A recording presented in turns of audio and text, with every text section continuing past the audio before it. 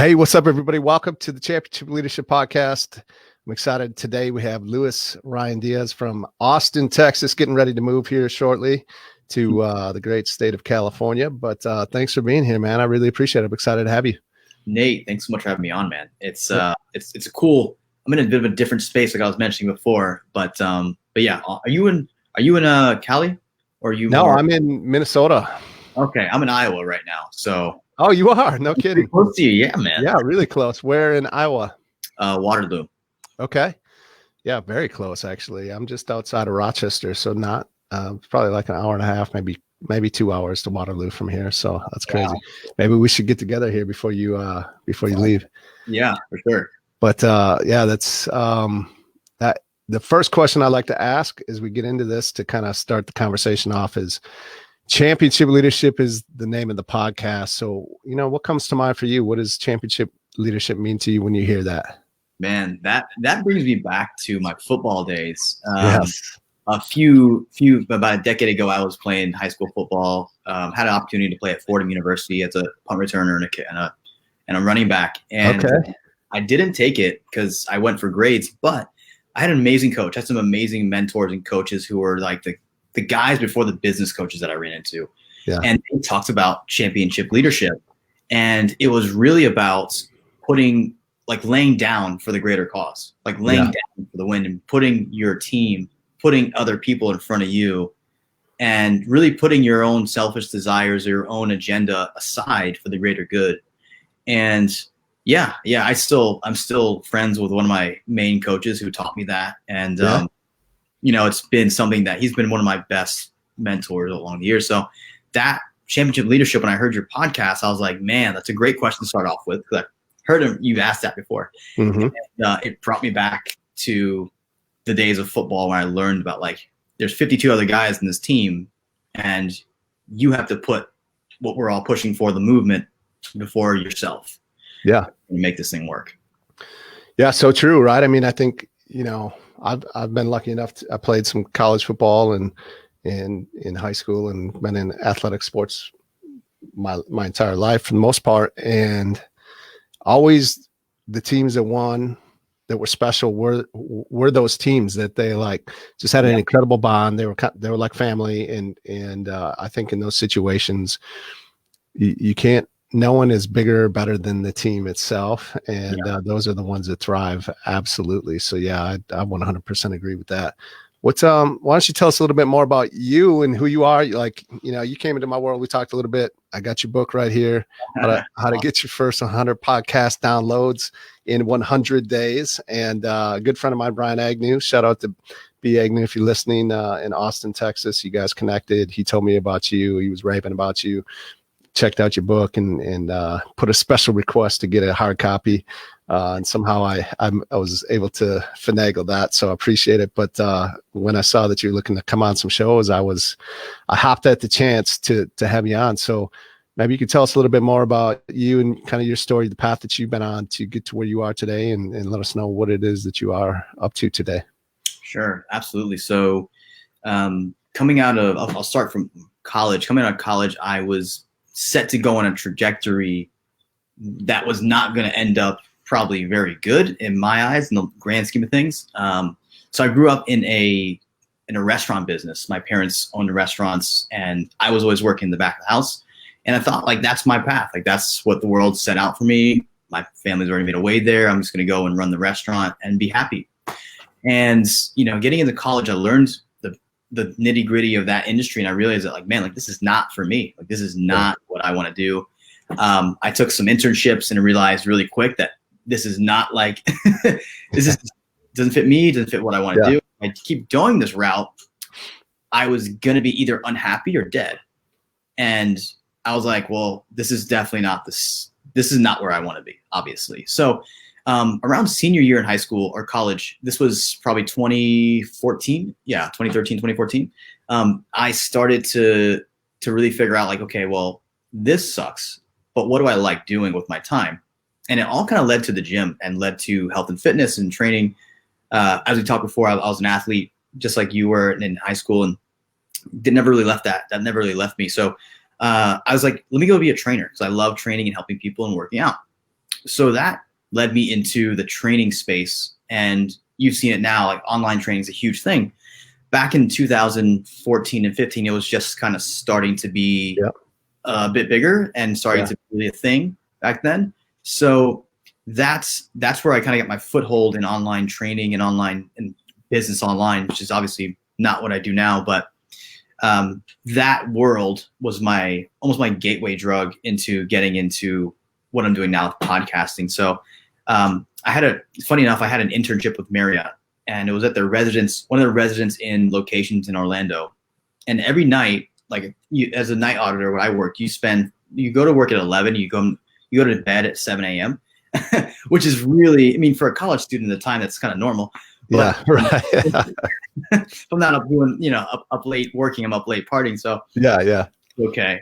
But I spent the whole night, I kid you not, like I would finish my work in an hour, and then I would simply go and watch like Arnold Schwarzenegger videos or podcasts on entrepreneurship, or like for hours and hours. And that kind of, I realized I hated hospitality through that internship, and also that I really liked this online entrepreneurship thing. So after realizing that the fitness thing was great, but if you wanted to scale it and grow it, it had to be online. I started to seek mentors, and I think that was a big thing for me, because coming out, where I was from in West Palm Beach in South Florida, no one talks about mentors, or they didn't talk about you should go and hire a guy to coach you because he's already been there. It was go to school, go to college, get a job, like most people have been told, which is fine for some people if you're going to be a doctor. But the whole idea of mentors and coaching was completely new to me, and it was something that I was like, okay, well, definitely not something my parents would have told me to do, but it's definitely something I see other successful people are doing. They're hiring mentors, they're finding people who have done it. They've gone to the glory land before, and now they're leading people to it.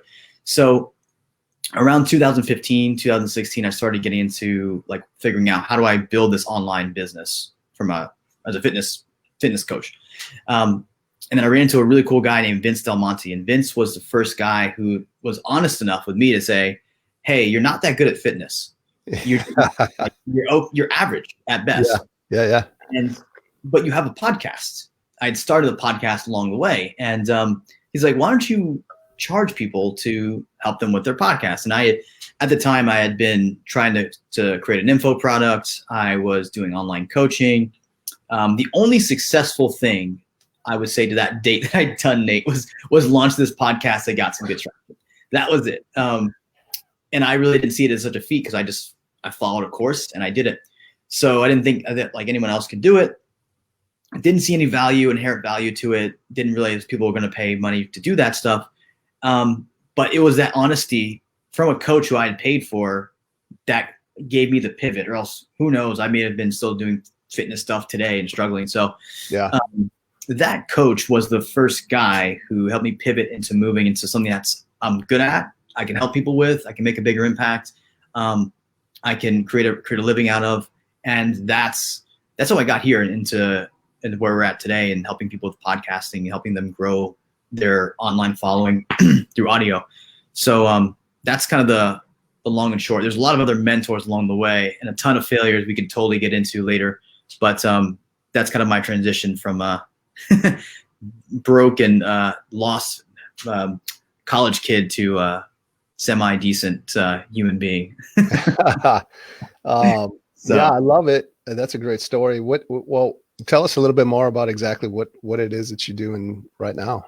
Sure. So right now, I've got an amazing team of people who help entrepreneurs launch, grow, and monetize podcasts. And it's not as sexy as fast as it sounds, but we basically help people take their ideas for podcasts and launch them into shows that can bring them clients, that can bring them, help them brand and position themselves better, and help them actually stand out in their space as an authority figure and a go-to figure. And now, a lot of times with the way we do business online too, people need to trust you before they give you money, before they open their wallet. I think I hired one of my first mentors, not Vince, someone else, through a podcast, because I trusted the guy. I knew I liked what he said. I understood his methodology. So I knew firsthand that it worked. And nowadays in business, I'm finding that trust is one of the biggest things that's missing from why people aren't converting on a sales page, or they aren't signing up for your program. They don't think you can get there. They don't think you're the guy or gal who can get them to the promised land. Yeah. So podcasting is what we do. We help people launch their shows and maintain them and help them grow them as well. So that's the long and short. But how we help people nowadays. What was that first podcast that you were doing back when you had the fitness business and you were struggling along? What was the podcast? So the first one failed. That was called High Performance Habits, which is now the name of Brendan Burchard's. Yeah, right. Yeah, I should have kept it. The second one that took off was Ask the Ab Guy. I realized that the only thing I was good at, I wasn't really good at building muscle, but I could help people get abs. And that's where 95% of my customers are asking. They're like, how do I lose this? Yeah. How do I lose this gut? So I was like, let's just help people with what they need help with right now and not try to be so broad. So that was the most successful one, Ask the Ab Guy. And then it kind of morphed into some other things. But that feels like you could make a killing being the Ask the Ab Guy, helping people get abs. Isn't that what everyone wants? Like they want to have abs. It definitely was. Nowadays it's a lot more competitive. I tell you that. You know, but back then it was easy. The format was like, hey, you have a question, I answer it, kind of like Gary Vee style. Yeah. One of the easiest forms of ways to serve an audience is to just simply answer their questions, and sourcing those questions, getting people to create a dialogue. So, so that for me was the whole strategy. Like, let's just answer people's questions, be super helpful. If you're not Gary Vee, is it hard to get people to ask you the questions? It can be, definitely. I definitely had to do some outbound, like, hey, like what questions do you have around health and fitness, fat loss, looking at reddit.com for like different threads, looking at Facebook groups. So you definitely have to source them if you're not the household Gary V's. But I had enough clients, I had a handful of clients to like, I could just ask like, biggest problems. Right. No doubt. You know? Yeah. Who are some championship leaders that, you know, coaches, mentors? I know you've talked about a few of them already. You know, who are they? But more so, like what is it about them? What's the characteristics that have really stood out to you that maybe even if you've taken to help mold and adapt who you are as a championship leader? Man, that's such a great question. I think one of them is humility. Like they never get like high off their own supply. They're never too good to do something for somebody on their team or help a team member out, or you know, or take the hit or take the fall. So I think humility, like they know that they got here not by, like maybe not by their own works. Like they're not a self-made whoever. So they're very humiliating. Like they're very self-aware, like self-aware. To know, like, hey, this could all go away tomorrow. You know, it can all go away tomorrow. So I think those couple things that the leaders I've followed and really appreciated have had. And then the other side of that is just a very, very strong hunger to be the best and to bring everybody else who is with them along for the ride to being their best too. Like Michael Jordan, I was fortunate enough to briefly meet his trainer. I'm blanking on Tim Grover, at a Chicago mastermind. And I mean, Michael Jordan was one of those guys who he never, like, you couldn't show up and dog a training or a workout. Like he would call you out for it. Yeah. So I think it wasn't the best, like maybe like the best cheerleader for team members, but he was one heck of a leader in terms of like how he made you show up to the game. And I think that's a great thing to do. They help you raise your level of game. Yeah, absolutely. What is what's the vision or the mission, the impact, I guess I would say more so, that you really want to make here in the near future? I think championship leaders, you mentioned one, obviously Michael Jordan had a thirst to win and to succeed and to dominate. And year after year, it didn't matter. Like if he won one, he wanted another one. And there's a lot of people that win one and they're kind of good. You see it often. It's rare for those to really show up and be able to do it time and time again, especially when you're at the top of the best in the world are coming after you. What's that vision for you? The impact? I know you've already worked with some big recognizable names in the industry, helping them inside of the podcast game. And But yeah, what's the vision impact that you want to make over the next, let's say, even 5 years? It's a great question. Great question. I think impact wise, I like to be the bridge. I like to be the connector. One of the like podcasting superpower that's beyond all of the hype for the positioning and recognition you get is the connections and relationships you make. Case in point, I had a good friend of mine who, thanks to some podcast connections, I was able to get him connected to one of the former Sharks. Forget his name. He's from Cincinnati though. Gosh. Anyways, it was a former Shark on Shark Tank. Yeah. And through a couple connections I made, he got privately funded by this guy who was a former Shark. And that was amazing. I was like, wow. And that was because of podcast connections I had made over the years. Wow. Yeah. And he texted me. He's like, man, thank you so much for connecting me. Like, I owe you so much. And I was like, hey, I didn't do anything. I just connected you. And 6 months later, he invested in your company. So that is the connect. I like to be the bridge. Like, I want to have more text messages like that. Like, hey, because X, Y, and Z you connected me with, you changed my life. Thank you. And I think that's the biggest thing. I don't care. I'd love to have a big audience and a great raving fans, but more importantly, waking up with more text messages like that that's the kind of impact I want to make. Yeah. Yeah. I love it. How do you do that? Great question. So, I think there's a strategy that Jay Abraham uses called the preeminence strategy, which is basically a philosophy of living for life. One of the things is like, one of the main core tenets of that philosophy is leave people better than how you found them. Yeah. If you leave people better than how you found them, chances are they're going to do business with you. They're going to refer you to people. They're going to get people to like you. They're going to talk about you and rave about you. So one of the things I think is having this preeminence strategy. And like for people looking up, want to know more about that, just type in on Google Jay Abraham and then preeminence strategy. And he's like a whole free talk on it. But at the core of it, it's like, hey, leave people better than how you found them.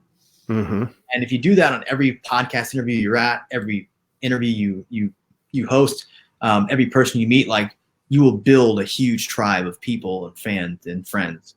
So when it comes to connecting and like, hey, like how do I build a kind of a network? I do it like that. I also have I keep a Google full Excel sheet of like all of my contacts and people that I want to make sure I keep like the relationship open with, and I'll hit them up, every now and then, or they'll hit me up. Like they're good network marketers as well, and networkers. So I have an Excel sheet that has all the names of people and their email, and I'll look through it and like, okay, I haven't talked to this person in a while. Let me go talk to them and just see what's going on. Yeah. Yeah. So another simple strategy that has even been used by presidents. I think Bill Clinton did that before he did random connect calls. Monica Lewinsky was at the top of that list. Yeah. Right. I had to, sorry. Yeah. Couldn't help it, right? Yeah. I mean, it's there.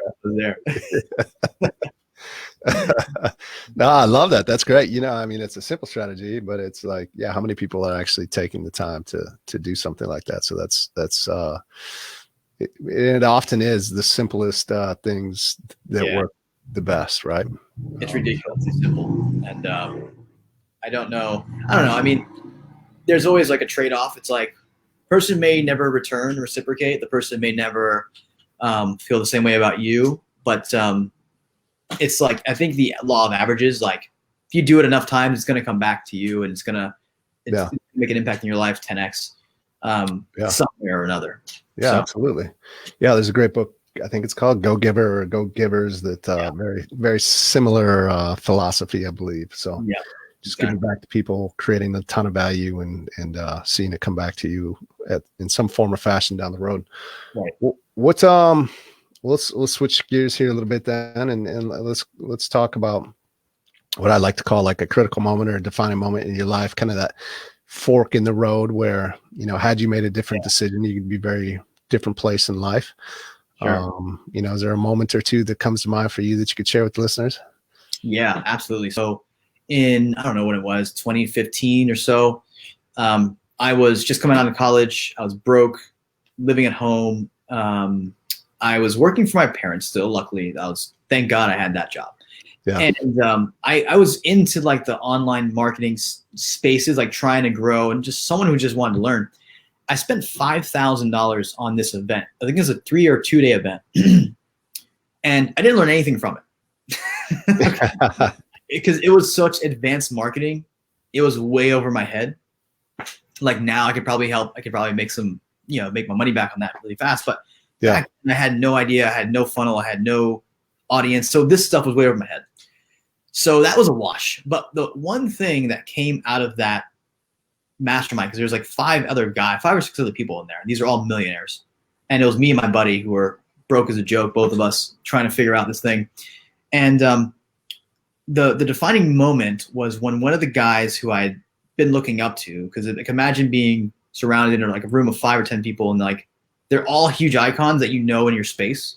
Yeah. And you're just a nobody. You're like, holy crap, I'm sitting next to that's kind of how it was. And I was like, okay, cool.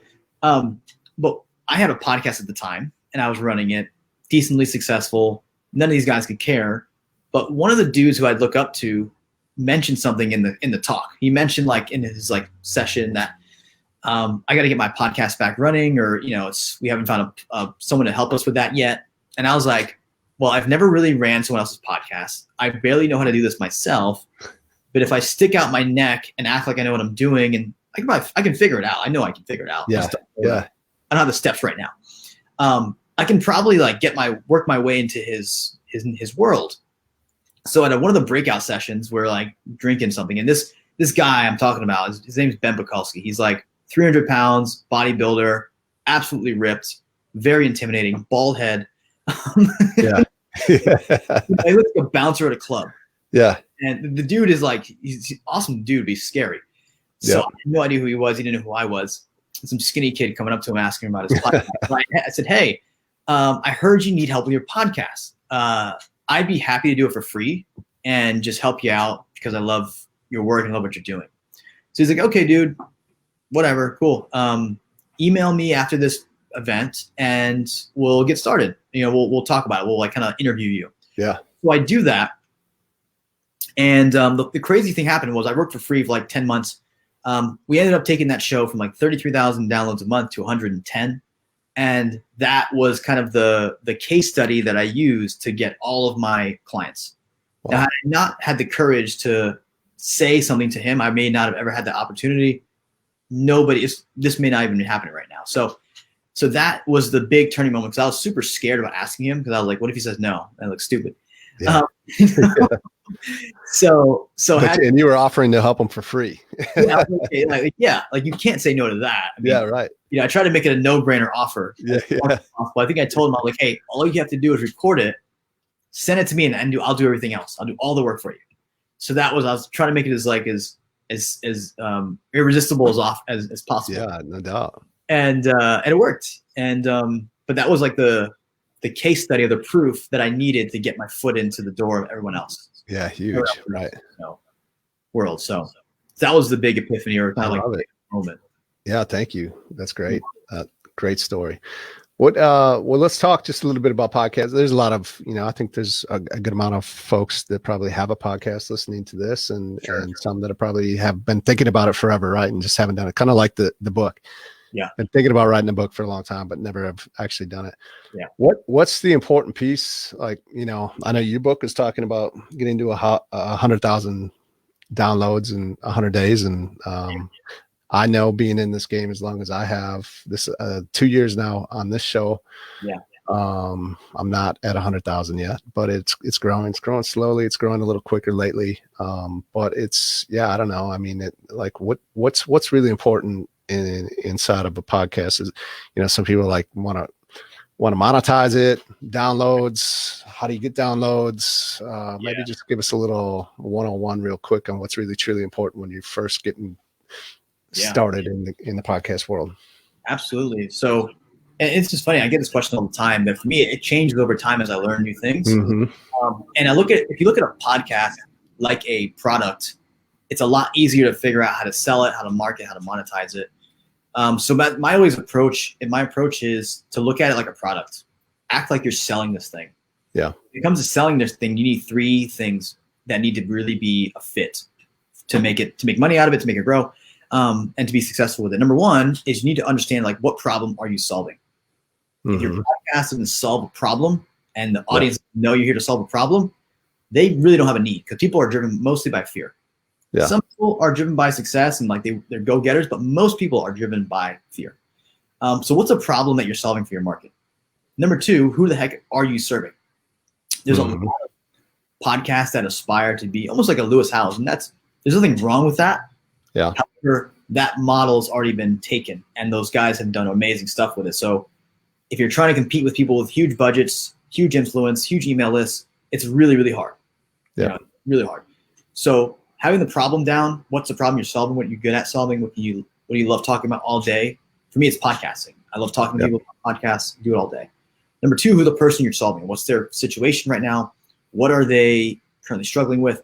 Where are they at in their lives? What podcasts do they listen to? Understanding all that stuff and where that ties in is number two. And the third thing is like the promise. So the promise is just like a product. It's like, get your first, get $100,000 guaranteed if it's like a payday loan type of service, So what's the promise you have to your listeners? Is it they're going to learn 3 actionable steps to solve their finance problems in 30 minutes? Is it every episode we bring on one expert who's going to teach you how to write better emails or how to get your next dream job? So what's the promise that you're giving to the listener at every single episode? Because most people don't want to stick around to a 45 to 60-minute episode if they just know it's a good interview, but it's not specific. So the same rules that apply to selling a product apply to marketing a podcast. Person, problem, promise. You can nail those 3. If those are a match, then you can have a really successful podcast. Now, doesn't mean you're going to get 100,000 downloads. Right. But it does make it easier to get sponsorships, to monetize, to get coaching clients, to build a very strong brand positioning inside of a niche that you carved out, because people know exactly like who you're talking to and what you're going to help them with. So those are the 3 big things I think anyone coming into podcasting, if you nail those 3, everything else is much easier. Yeah, I love it. That's huge. That's gold. I appreciate that. Thank you. What's as we start to wrap this up here, well, like if there were 1 or 2 things that you could give the listeners that like if they were to implement today would help them move their life forward today, what would that be? Man, that's a great one. It would be find someone that has done it before you, like someone who's done what you're doing or what you want to do, that can do it, that's done it better than you, that's done it a million times over, that can show you the pathway. Because the most frustrating thing as an entrepreneur is to wake up every day and realize that you're not moving forward, or feel like you're stuck, or feel like you're going backwards.